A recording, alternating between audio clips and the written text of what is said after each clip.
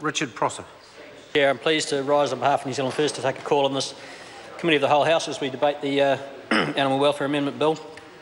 Mr Chair, this is a bill which New Zealand First does support, and we have supported from the outset. I'm not going to take too much issue with the Minister's position and berate him too savagely at this stage, in spite of what other opposition members have done. Mr Chair, I think the National Government's taken enough of a flogging at New Zealand First hands this week, so we'll let those wounds heal a little before we come back to it. But I do wish to look at some of the SOPs, and particularly the Minister's own amendment in number 69. I do, as other members have done, want to acknowledge the work of Mojo Mathers and her team and the Greens with bringing this issue to the attention of the House, and I would call it a success in terms of the SOP which the Minister has now brought. We did look very closely at Mojo Mathers' first SOP dealing with cosmetic substances. We're much more comfortable with the version that the government has now brought. Certainly we're not happy that there has not previously been a prohibition on testing of cosmetic substances on animals in New Zealand, or at the very least that there hasn't been a practice of it for quite some time. We were concerned, looking at the original draft that we saw from the Greens, that there was no protection for ingredients in the supply chain which, although they may have ended up being used in cosmetic substances, weren't solely intended for that. And so we may have had a situation where there would have been a prohibition on the testing of ingredients for cosmetics, which also had application in other products such as medicines and agricultural compounds and veterinary medicines, as the Minister has pointed out. So we are much more comfortable with the thrust of the SOP which the Minister has brought forward, and we will be supporting that for that reason, not because we are opposed to the proposition that Mojo Mathers has brought. We support that and we thank her for it, and the Greens.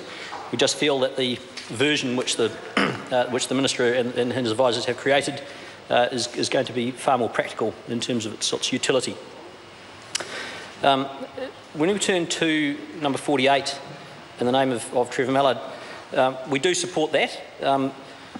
There's a great concern, Mr Chair, that the bill as drafted, as the explanatory note says, allows regulations to be made for up to 10 years with a potential extension for another 5 years when phasing out harmful practices relating to animals. At the time when this was being debated through the Select Committee and through the term of the last Parliament, Mr Chair, I sat on that committee as an observer by the committee's leave.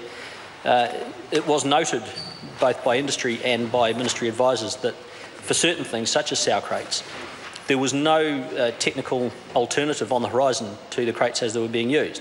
It wasn't a case of people were opposed to phasing them out, but for the system of farming that requires them, there was simply nothing available on the immediate horizon to replace the crates for that type of usage.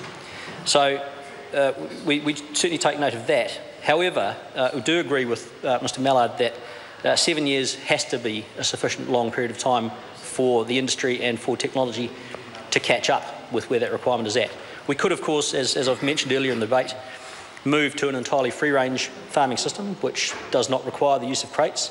That's a decision that the British Parliament made some years ago, and so all pork that's farmed in Britain now is free-range. However, Britain has a situation where they still have subsidies for agricultural production, as does the rest of the European Union. We don't, of course, and so if we were to bring such a system in New Zealand, it would be the New Zealand consumer who was shouldering the entire cost of that more expensive free-range farming system, whereas in countries like the UK and other places that do have subsidies, obviously that cost is not borne. So that is a consideration that does have to be taken into account by politicians and by voters in New Zealand. That's a separate question that's got to be addressed differently. Mr Chair, it's going backwards a step slightly to say that when we look at SOP number 355, we do oppose this, and again, I give credit to Mojo Mathers for bringing the issue to the attention of the House. But to remove the ability of NAWAC to take into account practicality and economic impact when carrying out their functions kind of runs contrary to the reasons for New Zealand being an agricultural nation. Yes, we do have a reputation to protect in terms of how we're regarded in overseas markets. And yes, we do want to give the best regard to the animals that we farm, that we keep as pets, etc., etc. Mr. Chair. Richard Prosser. Thank you, Mr. Chair. But we also have to remember that at the end of the day, when we are farming animals, we are farming them predominantly for our own purposes and for our own benefit. And regardless of how well we treat them and how well we keep them, at the end of the day, for the most part, we kill them and eat them. And it's a matter of expediency for us to do that. And there is some ground in between the two ideals, the one which is purely economic driven and the one which is purely ideologically driven. And somewhere in between those two extremes, there has to be a practicality that takes account for the fact that in order to enable us to farm these animals in a way that suits our purposes, there are going to be times when we don't treat them particularly nicely. And one of those, of course, is at the end of their lives when, as I say, we kill them and we eat them. So there does have to be provision, I think, for NAWAC to take the practicality and the economic impact of measures which they bring to bear on animal welfare, to take those things into account. So for that reason, we will be opposing SOP number 355. As the Minister pointed out in his opening address, again, thanks to Major Mathers, who really has done a great deal of work to the benefit of animal welfare and to the benefit of the whole House with regards to this. It's gratifying to know that if a technical fault, such as the words "a particular sector," can slip through the net with all the oversight that the Ministry gives it and that political parties give it, that technical fault can be taken out at this stage of the House, and so we're thankful for that. We appreciate that, and we will be supporting SOP number 46. There's another one that we will support, also in Major Mather's name, which is number 367, with a little clarification, because it speaks about a suitable alternative, and it says that in this section, a suitable alternative means an equivalent project that does not involve the use of an animal. I do have a slight concern, going back to what I said before, with regards to the higher cost of some non-animal tests. We'd just like some clarification from Mojo Mathers, or perhaps somebody else from the Greens when they make a contribution, as to whether or not economic considerations will be included in the definition or in the consideration of the word suitable.